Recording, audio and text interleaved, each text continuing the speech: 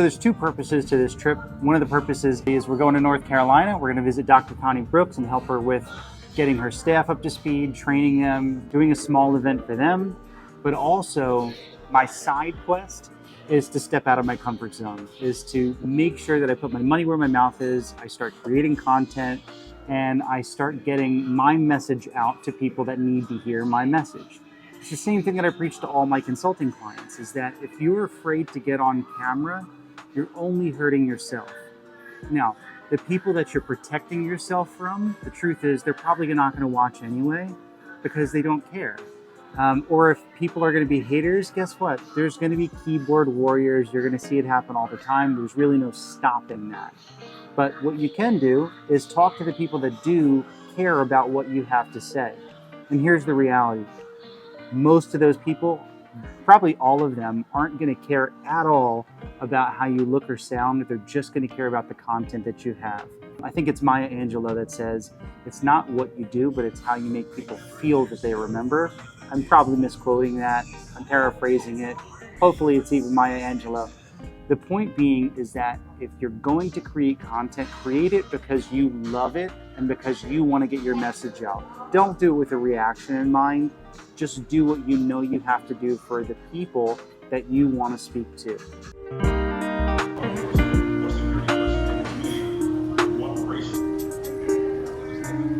If you're nervous about doing something, what are your options? Well, it's not that complex. Just take action and do it. What's the worst that could happen?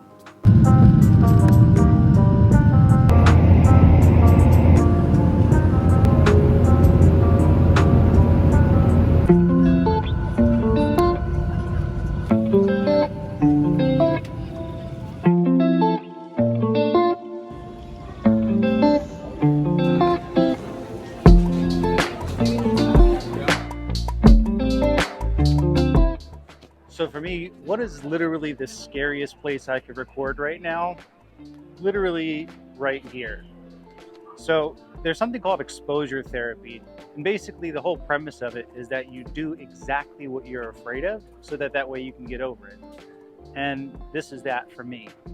So yeah, I feel ridiculous right now. I feel silly for having to do a recording, but this is proving a point that you can do this. Despite what you are telling yourself that you can't get in front of a camera, yeah, I'm feeling the same exact nerves you're probably feeling, but I have to do it in order to get past that fear.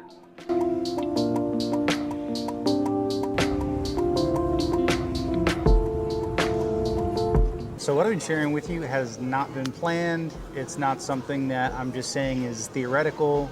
This is literally the first time that I am in public doing these kinds of recordings, just to show you that you can beat your fears about this. So as a medical practitioner, you have all these thoughts in your head. Am I giving the right information? Am I touching the right demographic? Do I look silly on camera?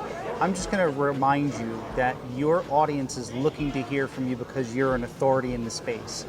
And so in order for you to be an authority in the space, you have to be visible. You have to provide good content. The only way you can provide good content is if you actually create that content.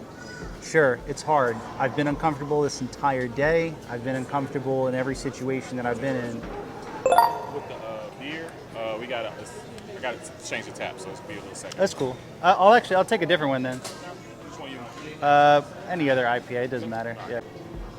So back to the video. See, this is unrehearsed. This is real life. Things happen. You have to adapt to it. Was it embarrassing that he walked up and I'm recording a video? Yeah, I used to make fun of people like this. But the reality is that I was making fun of them because I didn't understand the value that there was behind them conquering that fear and creating that content for their audience. So, salud.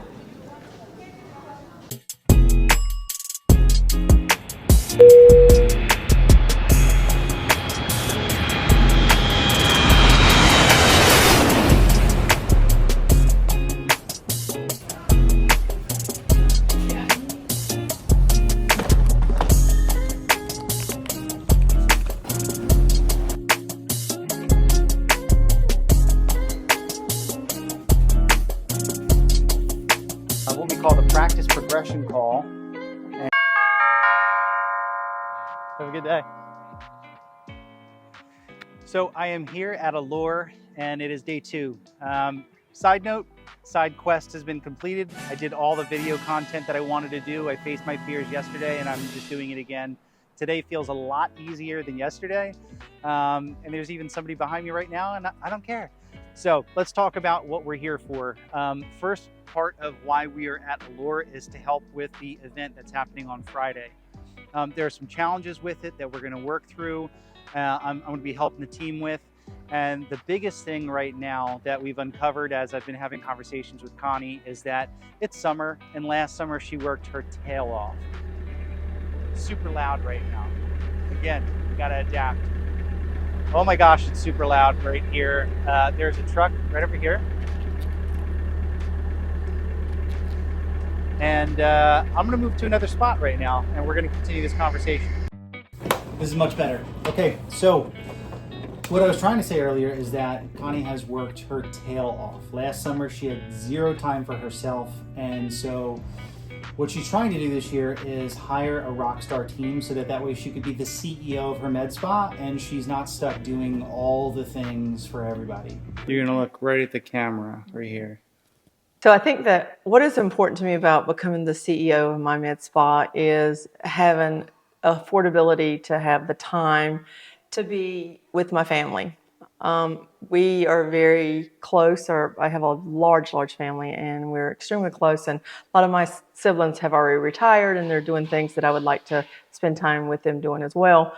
And I would just like to have that time to spend with my granddaughter. I have a 15-month-old granddaughter that I don't get to see a whole lot because of my time at work and the things that I have to do to take care of my business. Knowing that I can leave and go on vacation, or I could just take a day off to do some of the things that I want to do, or just to build or scale my business without having to worry about all the logistics of the everyday running of a practice, that would really be something that's high on my priority list. And so that's one of the first things that we're going to focus on. The event, that's originally why I came here, was to help with the event. I'm still going to help out with that, but it's so important that when you are owning your own business, that you are focused on building a team around you, because there are two types of currency, okay? First type of currency is finance, right? Money, monetary currency, okay?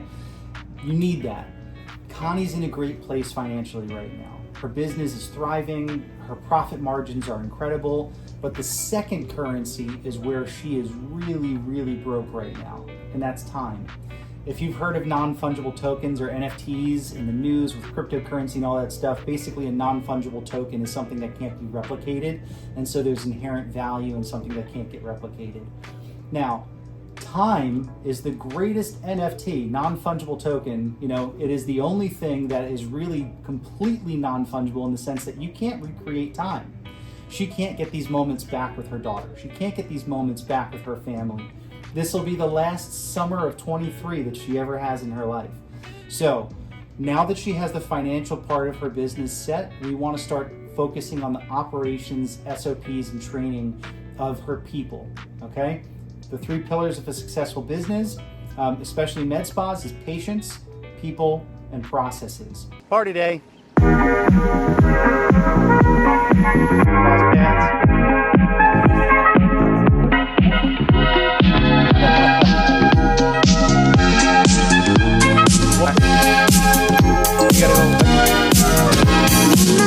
It was a great, really, what was that? We made about right at 43,000. 43, yeah. Yeah, and we normally make 15 on a Friday, 13 right. to 15.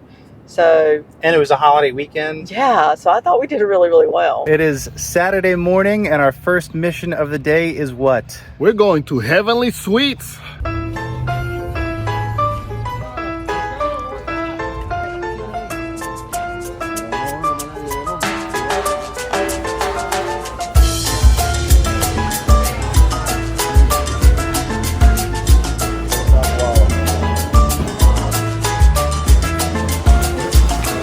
Misión cumplida.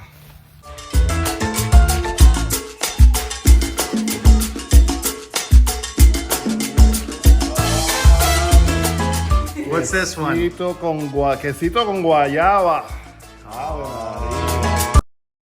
Hey, Rick! I appreciate all that you've done being here, helping us with the party, and more than anything, keeping was this. Of course, it cost me more money, but I think she's going to be worth it in the It's long going to run. save you so much more. I think, Yeah. seriously, I think that she's probably going to become my manager eventually.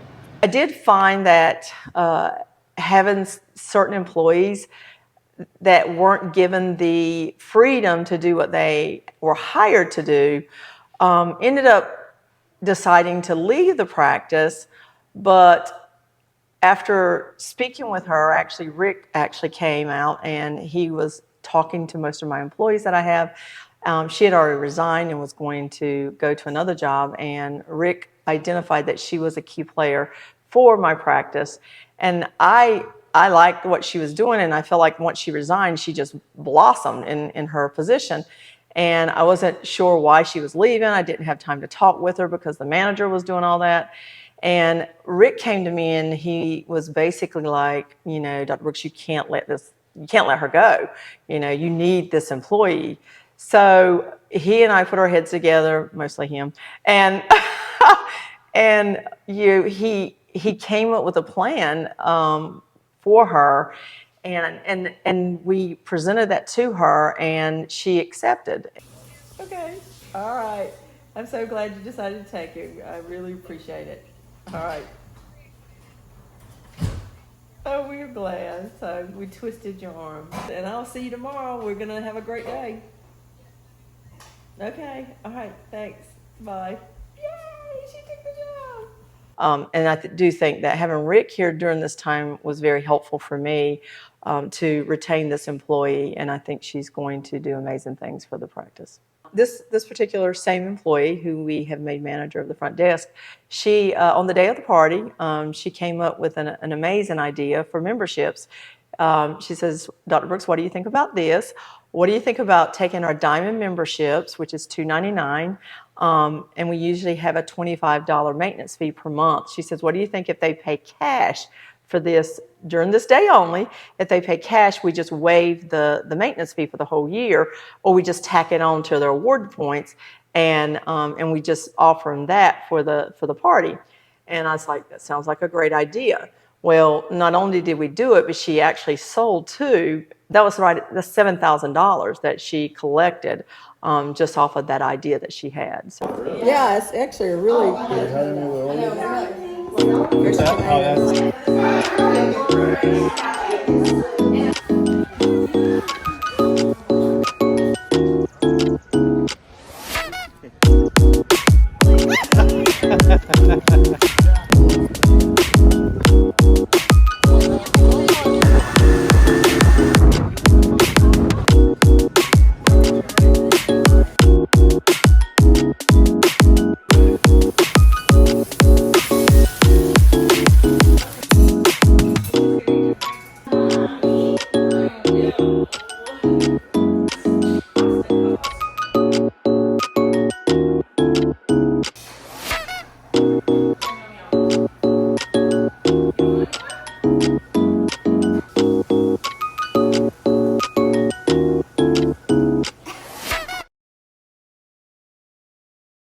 A great employee can turn into a terrible employee if they're not given the capacity to be great.